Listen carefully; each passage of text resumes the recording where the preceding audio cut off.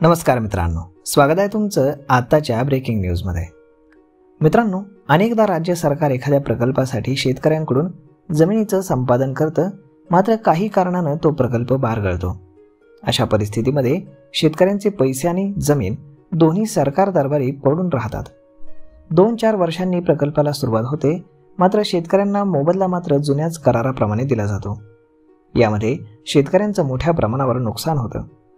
मात्र आता यापुढे हे होणार नसल्याचं सुप्रीम कोर्टाने एका निर्णयामध्ये स्पष्ट केलंय।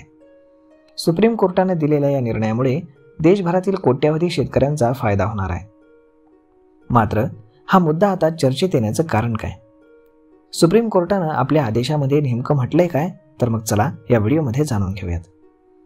सुप्रीम कोर्टानं गुरुवारी घटनेच्या कलम 142 अन्वये आपल्या विशेष अधिकारांचा वापर करून हा निर्णय दिलाय।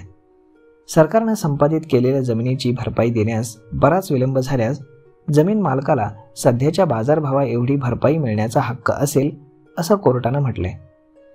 कर्नाटक औद्योगिक विकास क्षेत्र मंडळाच्या विरोधामध्ये दाखल करण्यात आलेल्या याचिकेवरती हा निर्णय देण्यात आलाय। तर या केसमध्ये 2003 मध्ये बेंगलोर म्हैसूर इन्फ्रास्ट्रक्चर कॉरिडॉर प्रकल्पासाठी हजारो एकर जमीन संपादित करण्याची अधिसूचना जारी करण्यात आली। जमीन देखील संपादित झाली, मात्र त्या बदल्यामध्ये नुकसान भरपाई देण्यास विलंब करण्यात आला। अधिसूचनेनंतर जमिनीचा मोबदला न मिळाल्यानं जमीन मालकांनी न्यायालयामध्ये धाव घेतली।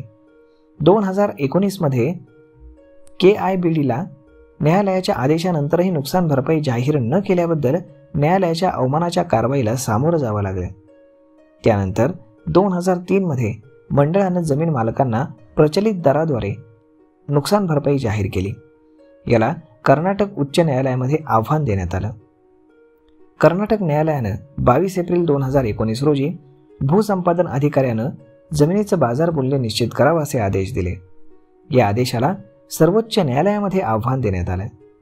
यामध्ये न्यायमूर्ती BR गवई आणि VK विश्वनाथन यांच्या खंडपीठासमोर या प्रकरणी सुनावणी झाली।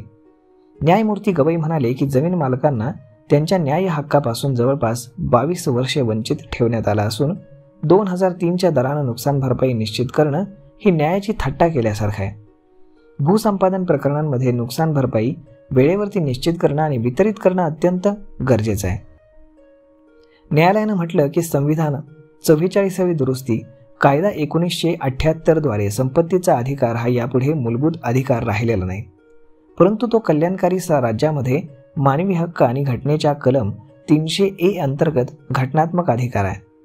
न्यायमूर्ती BR गवई आणि VK विश्वनाथन यांच्या खंडपीठानं आपल्या आदेशामध्ये म्हटलंय की जमिनीचा मोबदला हा 2019च्या बाजारभावानुसारच देण्यात यावा।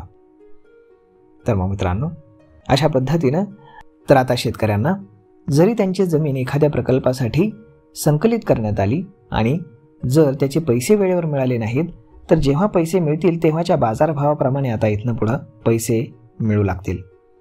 तर मग मित्रांनो, सुप्रीम कोर्टाचा हा निर्णय तुम्हाला कसा वाटला हे तुम्ही आम्हाला कमेंट करून नक्कीच सांगा। आणि जर आवडला असेल तर आपल्या जवळच्या मित्रमंडळींसोबत देखील हा व्हिडिओ तुम्ही शेअर करायला विसरू नका। धन्यवाद।